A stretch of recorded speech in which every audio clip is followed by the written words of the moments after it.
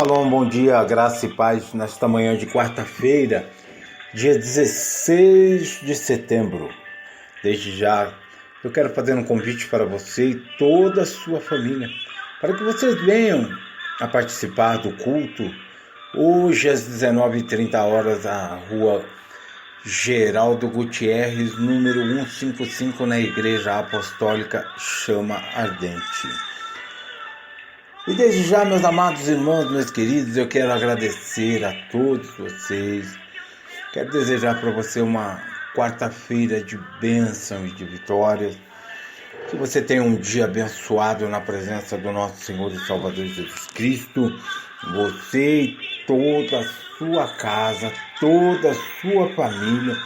Que Deus possa abrir as portas, as janelas, as comportas do céu e derrame sobre a sua vida bênção sem medida. Louvado seja o nome do Senhor Jesus. E vamos de palavra do Senhor. Livro de Josué, capítulo de número 6, versículo do 1 ao 20. Eu quero dizer para você, através desta palavra, como realizar a nossa conquista. A palavra do Senhor, amados, nos fala aqui no livro de Josué, no capítulo 6, no versículo do 1 ao 20, que Jericó estava completamente fechada por causa dos israelitas e ninguém saía, ninguém entrava. Então o Senhor disse a Josué: saiba que entreguei nas suas mãos Jericó, seu rei e seus homens de guerra. Marche uma vez ao redor da cidade com todos os homens armados. Faça isso durante 6 dias. 7 sacerdotes levarão cada um uma trombeta de chifre de carneiro à frente da arca, e no 7º dia marchem todos 7 vezes ao redor da cidade, e os sacerdotes toquem as trombetas. E quando as trombetas soarem um longo toque, todo o povo dará um forte grito. O muro da cidade cairá e o povo atacará cada um no lugar onde estiver. Josué, filho de Nun, chamou os sacerdotes e lhe disse: levem a arca da aliança do Senhor. 7 de vocês levarão trombetas à frente da arca, e ordenou ao povo: avancem, marchem ao redor da cidade. Os soldados armados irão à frente da arca do Senhor. Quando Josué terminou de falar ao povo, os 7 sacerdotes que levavam suas trombetas perante o Senhor saíram à frente tocando as trombetas, e a arca da aliança do Senhor ia atrás deles. Os soldados armados marchavam à frente dos sacerdotes que tocavam as trombetas, e o restante dos soldados seguia a arca. Durante todo esse tempo tocavam-se as trombetas. Mas Josué tinha ordenado ao povo: não deem um brado de guerra, não levantem a voz, não diga palavra alguma até o dia em que eu lhes ordenar. Então vocês gritarão. Assim fez a arca do Senhor rodear a cidade, dando uma volta em torno dela. Então o povo voltou para o acampamento onde passou a noite. Josué levantou-se na manhã seguinte, e os sacerdotes que levavam a arca. Os 7 sacerdotes que levavam as trombetas iam adiante da arca tocando as trombetas. Os homens armados iam à frente deles, e o restante dos soldados seguiam a arca do Senhor enquanto as trombetas tocavam continuamente.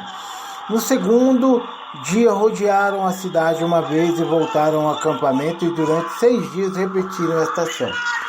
No 7º dia levantaram-se ao romper da manhã e marcharam da mesma maneira 7 vezes ao redor da cidade. E foi apenas nesse dia que rodearam a cidade 7 vezes. Na 7ª vez, quando os sacerdotes deram o toque da trombeta, Josué ordenou ao povo: gritem, o Senhor lhes entregou a cidade.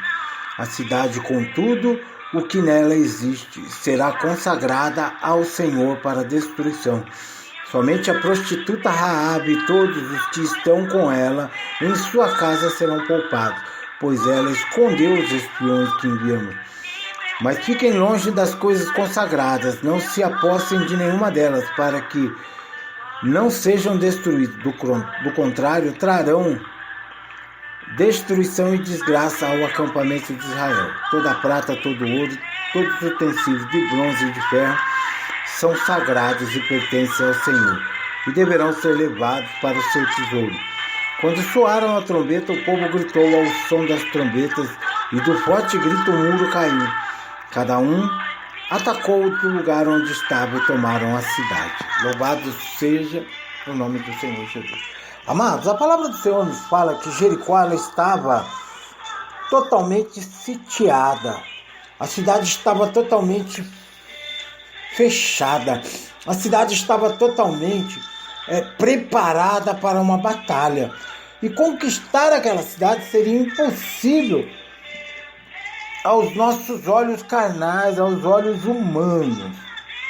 Mas Deus, Ele chama o seu servo Josué e diz: olha, tenho dado na tua mão a Jericó e ao seu rei e aos seus valentes e valorosos. Então Josué encara um desafio por acreditar que Deus os levaria à vitória. Veja bem, era uma situação totalmente difícil aos nossos olhos, aos olhos humanos, para que aquela cidade viesse ser tomada pelo povo, pelos soldados, pelos valentes que estavam indo ali, né? Mas Josué, por ele acreditar, por ele confiar em Deus, que Deus poderia levá-lo à vitória. Então Josué ele encara este desafio. E por mais que pareça a situação difícil, meus amados, para a tua vida, por mais que a situação aos teus olhos humanos não seja difícil de encarar, difícil de conquistar, difícil de realizar, faça igual a Josué, encare este desafio, saiba que Deus ele é capaz de levar você à sua vitória, à sua conquista. Conquistar algo nunca foi uma tarefa fácil. A conquista ela traz consigo o temor, a dúvida, o desânimo, a expectativa, o sonho e o medo da frustração. E nós, seres humanos, nós temos por natureza o espírito de conquista, mas somos também tendenciosos a desistir no primeiro desafio.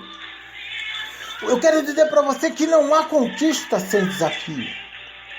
Uma conquista ousada é a diferença. E é o que nós vamos, meus amados. É o que eu quero ensinar, é o que eu quero passar para você, através da palavra de Deus, através